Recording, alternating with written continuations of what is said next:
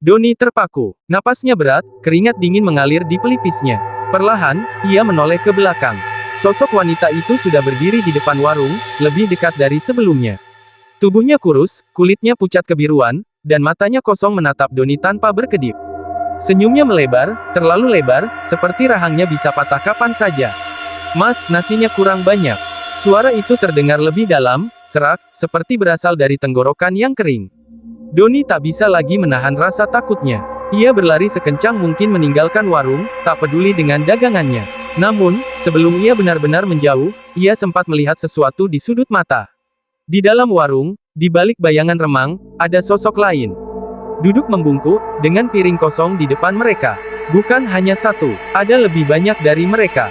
Semua pucat, semua menatapnya, semua tersenyum lebar. Sejak malam itu, Doni tak pernah kembali ke warungnya lagi. Namun, orang-orang yang melewati warung itu mengaku sering melihat lampunya tetap menyala di malam hari. Dan jika mereka cukup nekat untuk mendekat, mereka bisa mendengar suara berbisik di angin malam. "Mas, nasinya kurang banyak." Beberapa hari setelah kejadian itu, Doni memutuskan untuk meninggalkan warungnya. Ia tak berani lagi mendekat, apalagi membuka dagangan di tempat itu.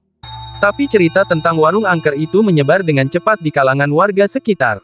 Sampai suatu malam, seorang pemuda bernama Rudy, yang tak percaya cerita hantu, menantang dirinya sendiri untuk bermalam di warung tersebut. Dengan membawa kamera dan senter, ia datang sekitar pukul 11 malam, duduk di bangku kayu, dan menyalakan rokok. "Kalau memang ada hantu, tunjukkan diri kalian," tantangnya sambil terkekeh. Angin malam bertiup lebih dingin dari biasanya. Lampu warung berkelip lemah. Awalnya, tak ada yang aneh. Hingga Rudy mulai mendengar suara halus dari dalam warung. "Mas, nasinya kurang banyak."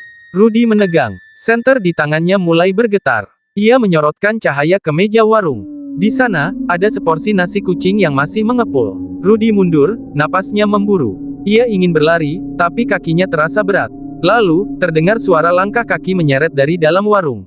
Dengan tangan gemetar, ia mengarahkan senternya ke dalam. Dan di sana, wanita itu berdiri, lebih dekat dari yang ia bayangkan. Wajahnya yang membusuk, matanya kosong menatapnya.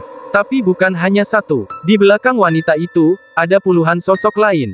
Semua pucat, semua tersenyum lebar. "Mas, nasinya kurang banyak."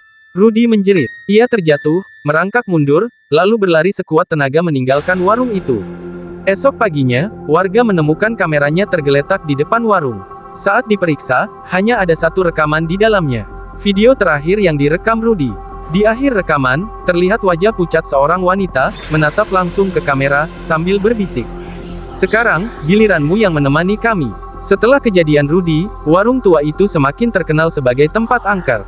Namun, meski banyak yang penasaran, tak ada yang berani mendekatinya lagi. Hingga suatu malam, sekelompok anak muda dari luar kota yang mengaku berani, datang untuk membuktikan bahwa cerita itu hanya mitos. Mereka berlima, Didi, Anton, Reza, Siska, dan Lala. Dengan penuh percaya diri, mereka membawa kamera, senter, dan peralatan sederhana untuk uji nyali. "Santai aja, ini cuma tempat kosong, nggak ada apa-apa," kata Didi sambil tertawa. Mereka duduk di meja kayu, mengobrol, dan bahkan memesan makanan seolah-olah warung itu masih beroperasi. Tapi tak lama kemudian, sesuatu yang aneh mulai terjadi. Asap putih tipis muncul dari meja mereka. Bukan dari rokok, bukan dari uap makanan. Asap itu naik perlahan, membentuk sesuatu.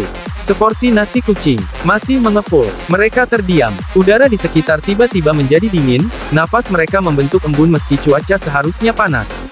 Lala gemetar. "Siapa yang naruh ini di meja?" Tak ada yang menjawab. Lalu terdengar suara seretan kaki di lantai warung. "Mas, nasinya kurang banyak."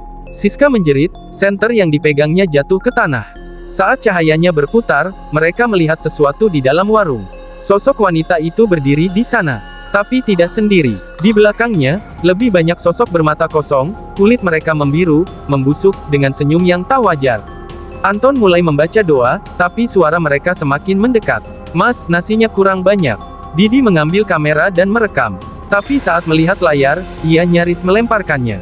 Di dalam layar, wajah mereka sendiri tidak terlihat, hanya meja kosong dan nasi kucing yang semakin bertambah banyak. Namun, di belakang mereka, puluhan sosok itu sudah mengelilingi mereka. Satu persatu, mereka mulai merasakan tubuh mereka berat. Mata mereka terasa berat, seolah ada yang menarik jiwa mereka keluar. Reza mencoba berlari, tapi tangannya tertahan sesuatu yang tak terlihat. Lalu, suara itu terdengar lagi. Mas, nasinya kurang banyak. Dan semua lampu di warung padam seketika. Keesokan paginya, warga menemukan warung itu dalam keadaan terbuka. Meja-meja berantakan, barang-barang berserakan. Namun, yang paling mengerikan adalah di atas meja utama. Ada 5 piring kosong, dan di sebelahnya, 5 lembar uang receh berlumut. Kelima anak muda itu tidak pernah ditemukan.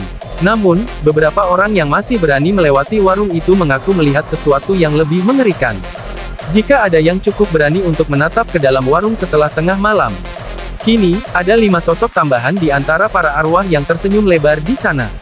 Sejak hilangnya 5 anak muda itu, warga semakin yakin bahwa warung tua itu bukan tempat biasa.